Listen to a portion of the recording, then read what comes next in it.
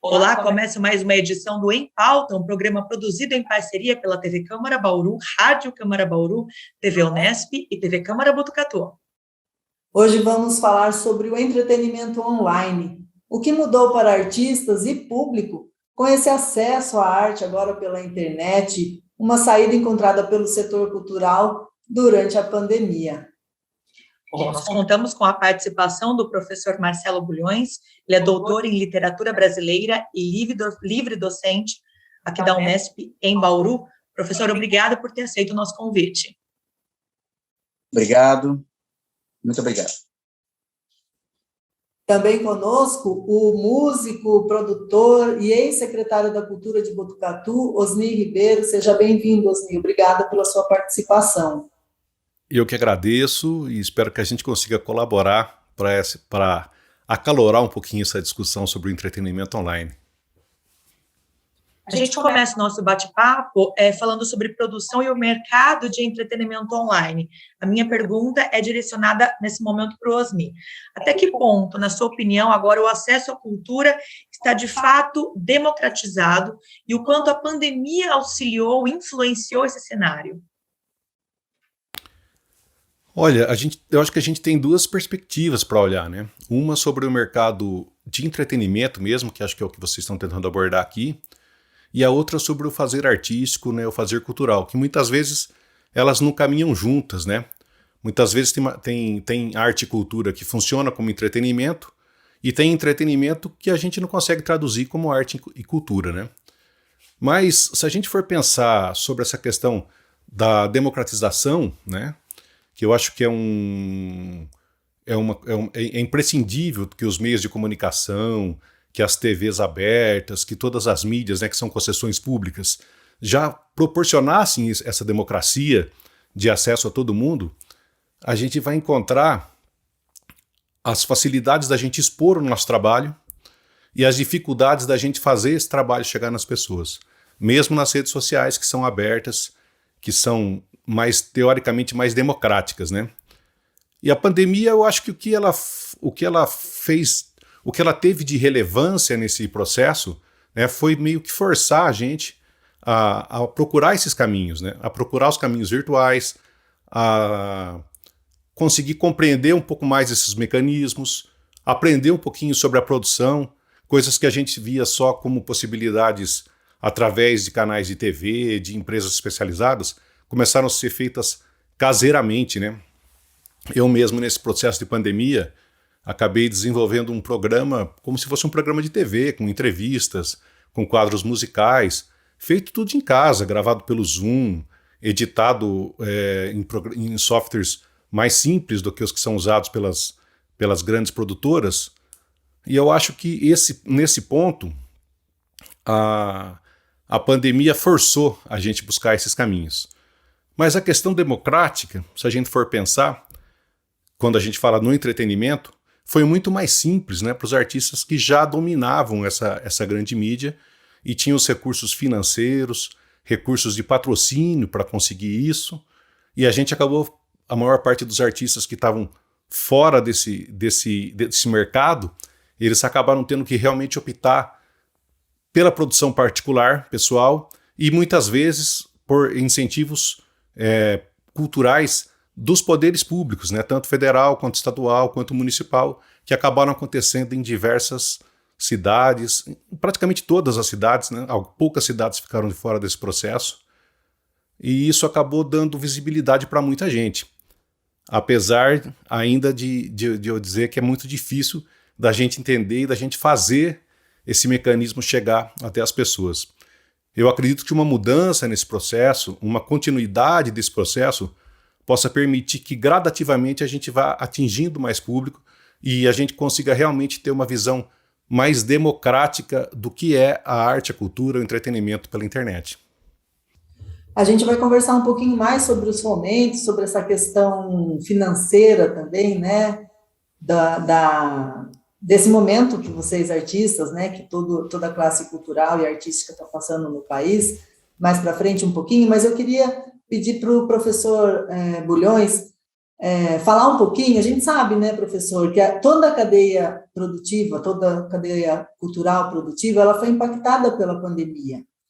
E, em alguns casos, até positivamente, como, por exemplo, no caso dos e-books, que nunca se popularizaram antes dessa forma, né? Como nunca antes tinham se popularizado.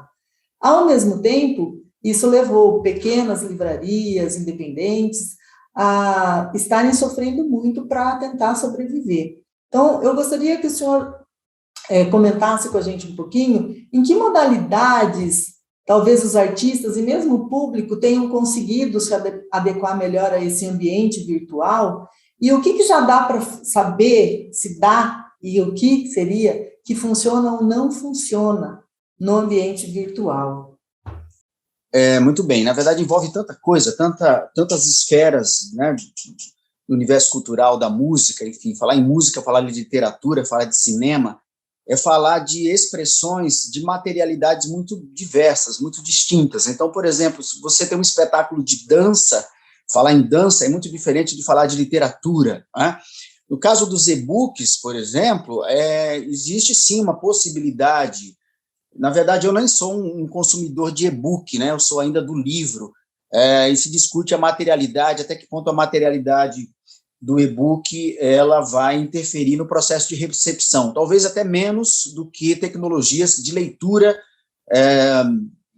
de texto no computador, por exemplo, no computador tradicional, cuja concentração é altamente prejudicada. Então, dificilmente alguém vai ler uma obra literária, né, num computador de uma tela muito luminosa. O e-book já facilita em larga medida, embora se perca aí uma espécie de dimensão ritualística, por assim dizer, do contato com o livro, né?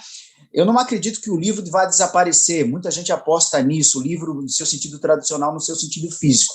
Mas, enfim, de todo modo, quando há uma experiência de contato com um texto mais informativo, isso é mais simples ou mais franqueado pelas tecnologias, sobretudo numa leitura mais rápida, né? Quando estamos diante de experiências em larga medida mais densas, com a literatura principalmente, né, que é o meu campo, o livro, o contato com a brochura, né, me parece que ainda é altamente sedutor. Eu vou resgatar um pouco rapidamente o que o Osni comentava, porque eu acho que isso aí também tem a ver com o que eu estou pensando, que é o seguinte: nós enfrentamos historicamente um abismo tremendo, terrível. É inaceitável que nós tenhamos uma quantidade tão baixa de leitores. O processo de democratização da cultura passa pelo processo estrutural de democratização do ensino, de melhoria do ensino, né? Então, estamos sempre falando de uma grande ingenuidade, uma grande falácia, quando se comenta democratização da cultura, sem que haja uma profunda reforma, eu diria uma revolução mesmo, né, que franqueie, que traga educação e cultura para todas as pessoas. Isso tem a ver com o processo de cidadania no seu sentido mais profundo. O processo de cidadania significa que as pessoas tenham acesso aos bens culturais da humanidade, aos bens culturais do Brasil e aos bens culturais da humanidade. O Brasil está, infelizmente, há décadas, há séculos, na verdade, né, e isso piorou nos últimos tempos, abaixo dessa linha, né, de acesso aos bens culturais. Então, falar em literatura, falar em arte, falar em música, na minha opinião, significa pensar numa política profunda de acesso aos bens culturais. A tecnologia, naturalmente, pode servir e vai servir, né, mas ainda nós continuaremos com esse abismo. Afinal de contas, as pessoas vão ter acesso à tecnologia, mas não vão ter repertório, né? Ou seja, ou vão ter um repertório muito aquém, muito abaixo, e vão dizer, eu gosto, sei lá, de funk, ou eu gosto de determinada coisa, sem que elas tenham condições mínimas de saber que existem outras expressões, outras modalidades, né? A música de concerto, por exemplo, por que vai ficar restrita a um grupo né? Ou mesmo a literatura, porque vai ficar restrita a um grupo. Então, eu penso nas tecnologias e, naturalmente, elas impactam profundamente a experiência de recepção. Mas isso mas deve-se pensar nesse vetor, né? No âmbito da tecnologia, por exemplo, falamos do e-book, claro que é importante, ao mesmo tempo eu não sou exatamente um saudosista e vou dizer, não leiam em e-book, claro que não se trata disso, por mais que, como eu comentava, algumas modalidades ficam mais prejudicadas, né? A experiência da arte, da dança, do teatro, por exemplo, que são experiências presenciais, diferentemente do texto, né? Que sempre foi, por assim dizer, virtual, né? Existe a obra que está ali, você vai abrir o livro e aquilo se atualiza, e, portanto, essas tecnologias digitais, elas favorecem. Mas estamos diante sempre de um grande abismo a ser superado. Professor, ainda falando sobre, até aproveitando esse seu viés sobre o abismo, né, e dessa dualidade, né, novas tecnologias e o consumo ainda das tecnologias, vamos dizer assim, tradicionais, com relação à multiplicação das plataformas de streaming. Tem uma pesquisa recente que foi divulgada, mostrou que 80% das pessoas com 35 anos ou menos estão assistindo a mais conteúdo de streaming do que assistiam antes da pandemia. A gente sabe que essas plataformas acabaram ganhando protagonismo no cenário, no mercado cinematográfico, muitas produções que foram distribuídas apenas para essas plataformas virtuais. Havia muita resistência antigamente para que elas participassem de festivais de cinema, hoje isso já não acontece. Como você vê a migração do público do cinema convencional para essas plataformas de streaming? Você acha que há algum risco para o modelo convencional de cinema? As pessoas continuarão lotando as salas de cinema? Qual é a sua análise, professor? Existe uma profunda transformação dos modos de produção e de recepção com o advento do streaming. O streaming é o fluxo, né? É o fluxo. Tem uma diferença, inclusive, teórica, mas eu nem quero discutir isso a respeito do on-demand e do streaming. Mas, de todo modo, se você tem um fluxo, isso significa que qualquer um de nós pode assistir aquilo gerenciando o tempo, o próprio tempo. Eu vou assistir agora, eu vou assistir na madrugada, eu vou assistir a um filme durante um período, enfim, mais flexível, etc. A grande indústria já percebeu, naturalmente, a pandemia, na minha opinião, ela intensificou, ela demonstrou, em larga medida também antecipou alguma coisa que já estava em curso, né? E a própria dinâmica do grande mercado das salas de cinema também percebeu que ela vai se apropriar, na verdade, uma espécie de contaminação recíproca, né? De uma espécie de interação entre o modelo tradicional e o modelo novo do streaming, em que as duas dimensões se alimentam reciprocamente. Ou seja, o espectador de cinema vai assistir. Eu não acredito no fim das salas de cinema, porque são experiências ainda muito cativantes, não é? Por mais que haja impactos. Eu me lembro da década de 80, quando se falou do DVD, que o DVD não, o VHS que acabaria com as salas de cinema. E a gente viu que isso não existiu. Mas, de todo modo, existe um processo muito, muito intenso em que as grandes corporações cinematográficas, as grandes produtoras, já estão, naturalmente, pegando a dedo e lucrando muito com o universo do streaming e, naturalmente, novas formas de recepção, de produção e de recepção acontecem nessa dinâmica, né? E isso, na verdade, não é, por assim dizer, uma novidade, porque a história do cinema e a história da televisão tem que ver com mutações no modo de recepção, de produção e de recepção. Além do streaming, uma outra modalidade que a gente tem visto crescer, até por conta de uma alternativa nisso que o Osni começou falando, né, de se adaptar e de sair de uma zona de conforto, tem sido os conteúdos ao vivo, né, as lives que são transmitidas pelas redes sociais. É uma tentativa de os artistas se reinventarem e chegarem ao seu público, continuarem mantendo as apresentações, sobretudo na música, isso até talvez mais fácil, uma estrutura mais caseira, como o próprio Osni já comentou. Eu queria saber de você, Osni, que produz material para as plataformas, que produz e chegou a fazer turnês virtuais também, agora, nesse momento.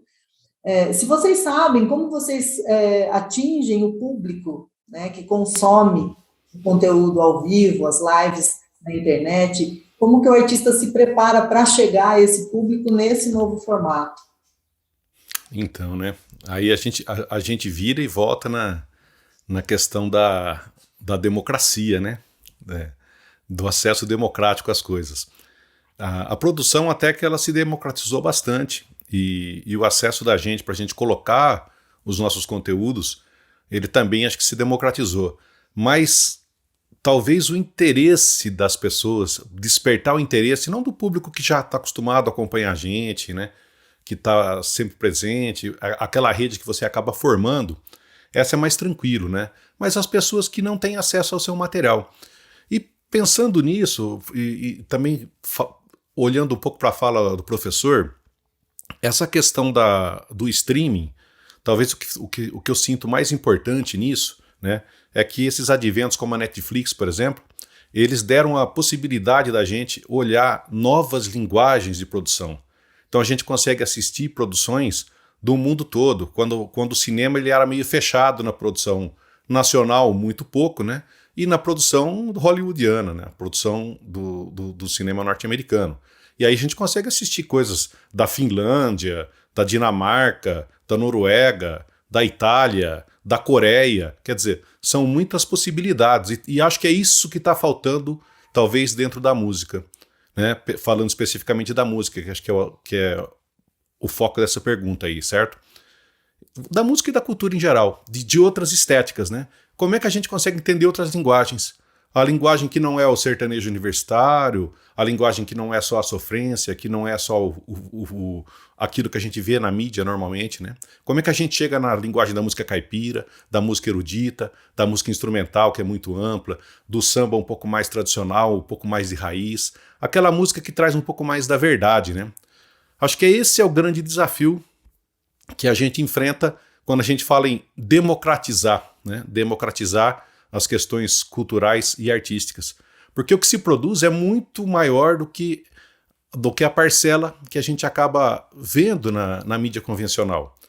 Então, por exemplo, você não vai ver... Você escuta as rádios, elas tocam a mesma programação. Você vê os programas de TV, eles têm os mesmos artistas. A gente tem muito mais gente do que isso, cara. E isso é uma coisa que a gente tem que abrir.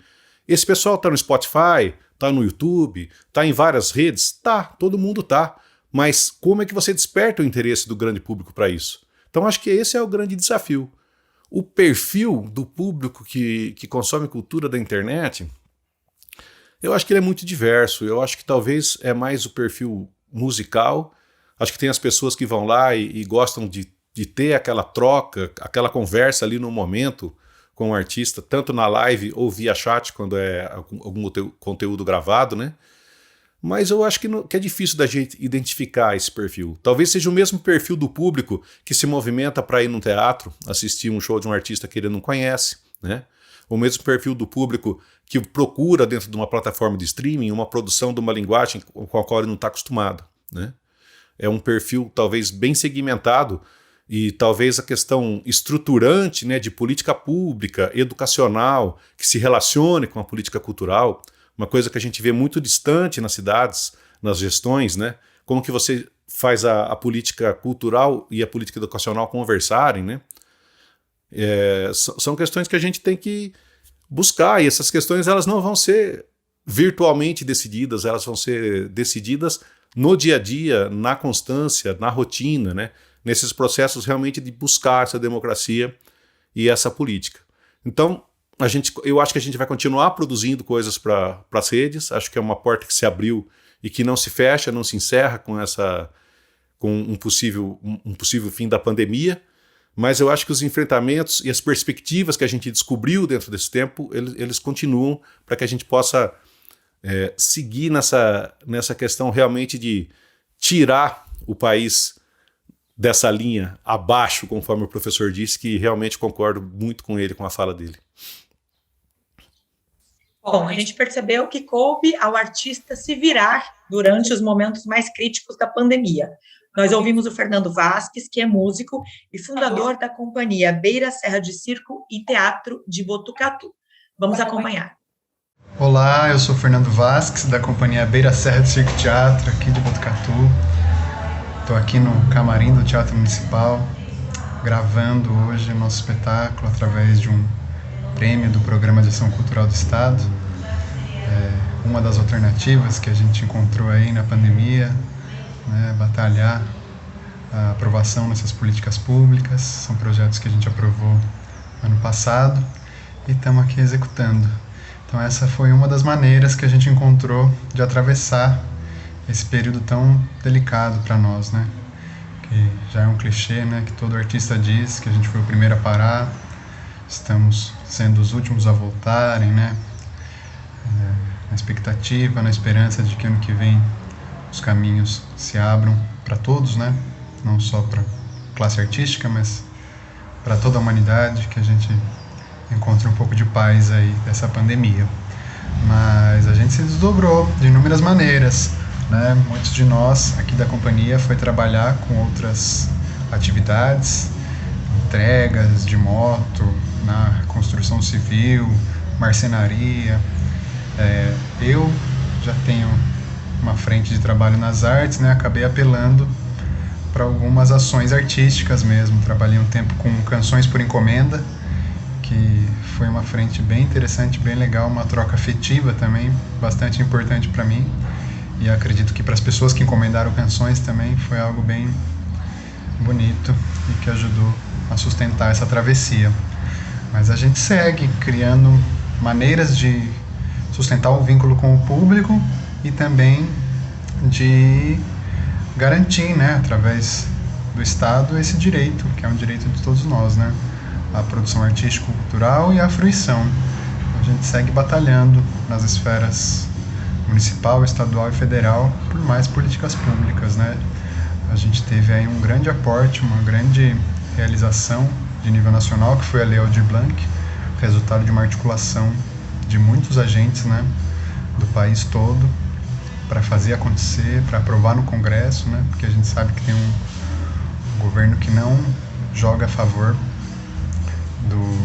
dos artistas e não joga a favor da humanidade, né. A gente tem um governo completamente descompromissado com a saúde, com a existência humana, né, da nossos cidadãos. Então, uma coisa que nos revolta, mas também nos faz continuar fazendo poesia, continuar gerando encantamento e reflexão.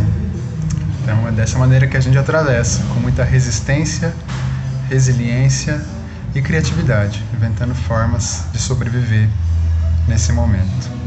Obrigado. Nós é que agradecemos ao Fernando Vasques pela sua participação com a gente. E agora, para a gente encerrar esse bloco, assim, eu gostaria que a gente abordasse um pouquinho os caminhos que existem nesse ambiente virtual, né? Para quem quiser expor a sua arte. Você já falou, Osni, o Fernando já trouxe também, quem já está no mercado talvez tenha mais facilidade, mas rapidamente, que caminhos existem para o artista que quer estar nesse ambiente online e como que isso funciona do ponto de vista de remuneração nas plataformas e também a avaliação que você, e se o professor também quiser falar um pouquinho, vocês fazem das políticas desse momento em específico, dos editais, do fomento, ou que foi criado um incentivo, ou que foi ampliado durante a pandemia. No caso regional ou local, vocês acham que isso tem sido suficiente? Como melhorar isso? Olha, a fala do Fernando me emocionou um pouco, viu? Você sabe que depois de quase 2 anos, a primeira vez que eu saí de casa para ver um espetáculo, fui para ver um espetáculo do Beira Serra, que era no teatro, né? E aí você está dentro do ambiente do teatro e vendo o pessoal trabalhando, foi bastante emocionante, assim, e apesar de ser uma comédia, eu tive lágrimas nos olhos várias vezes ali durante o processo todo, né? E do ponto de vista de remuneração, né, as plataformas de streaming, elas são quase inatingíveis, né, para para a gente, para a maior parte dos músicos, dos artistas. Os artistas de teatro, então, dança e outras linguagens que são menos usuais, eu acho que tudo aquilo que se aproxima mais do que a gente estava acostumado de ver na TV acaba sendo mais fácil. Então, sei lá, tocar uma música, o pessoal que faz os jornais, né? Tem muito jornalismo na internet hoje, de várias vertentes, eles têm uma possibilidade muito maior de alcançar os públicos, porque são formatos que estão um pouquinho dentro dentro do imaginário das pessoas, né? Inclusive aqueles que estão juntando o rádio com a TV, né? Eu acho que essa mistura, a internet está proporcionando um pouquinho dessa mistura, juntando a imagem com aquele ambiente de rádio, que é um ambiente bastante carinhoso, que as pessoas têm bastante carinho. Mas assim, se esperar uma remuneração de YouTube, de Spotify, Facebook já nem existe, né, isso, e outras plataformas, eu acho que não dá.